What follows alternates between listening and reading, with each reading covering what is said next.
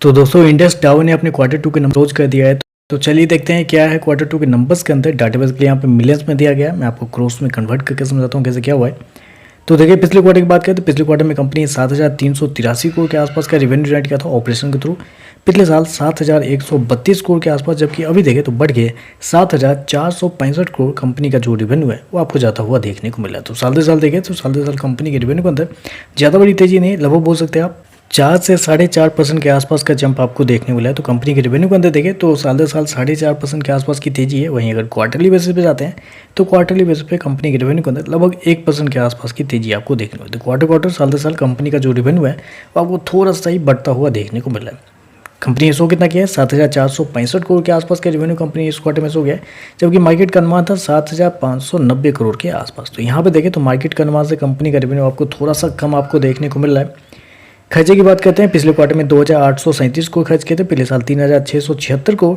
अभी देखें तो कंपनी खर्चे 2,558 करोड़ के आसपास आपको देखने को मिल रहा है। तो कंपनी खर्चे देखें तो कंपनी खर्चे आपको बहुत कम आपको देखने को मिला है। उसके पीछे का रीजन है कंपनी के अदर एक्सपेंस, क्योंकि अदर एक्सपेंस में अगर आप जाते हैं तो इस क्वार्टर में कंपनी को 924 करोड़ का फायदा हुआ है। जी हाँ, अदर एक्सपेंस में कंपनी को खर्च करने नहीं पड़े हैं, उल्टा कंपनी को वापस मिले अदर एक्सपेंस में 924 करोड़ रुपये, जबकि पिछले क्वार्टर में 619 करोड़ कंपनी को वापस मिले थे। शायद ये वोडाफोन आइडिया का जो पेमेंट है वही शायद रहा होगा, तो उस वजह से देखा जाए तो कंपनी के एक्सपेंस आपको कम आपको देखने को मिल रहा है। चलिए कंपनी का प्रॉफिट क्या निकलता है वो देख लेते हैं।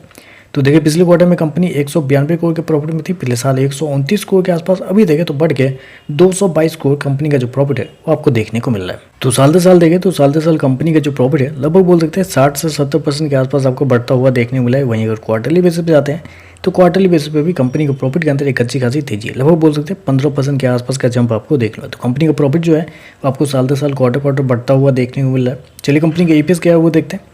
पिछले क्वार्टर में 7 रुपये 15 पैसे, पिछले साल 4 रुपये 81 पैसे, अभी देखें तो 8 रुपये 30 पैसे के आसपास आपको देखने को मिल रहा है। तो ओवरऑल अगर नंबर को मैं समराइज करूँ तो नंबर मतलब ठीक है, मतलब उतने भी कुछ खास मुझे देखने को नहीं मिल रहा है, क्योंकि ये तो ऑलरेडी हर किसी को पता है कि कंपनी की जो अदर एक्सपेंस है वहाँ पे कंपनी को कुछ पैसे मिले हैं, तो वो तो हर किसी को पता है। तो ये कुछ सरप्राइज़ यहाँ पे है नहीं। सबसे मेन चीज़ यहाँ पे कंपनी के रेवेन्यू को लेकर निकल रही है, और कंपनी का रेवेन्यू मात्र 4.5% के आसपास का साल दर साल क्वार्टर 1% के आसपास का जंप। ये थोड़ा सा मुझे थोड़ा हैरान कर रहा है, क्योंकि एक्सपेंस मतलब रेवेन्यू थोड़े ज़्यादा होने चाहिए थे, लेकिन यहाँ पर रेवेन्यू कम देखने को मिले, वो थोड़ा सा निगेटिव है।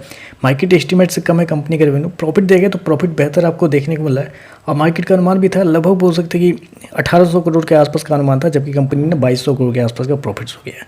तो चलिए बस आज के लिए बस इतना ही। वीडियो पसंद आए तो लाइक कीजिएगा, साथ में साथ चैनल को सब्सक्राइब जरूर कीजिएगा। धन्यवाद।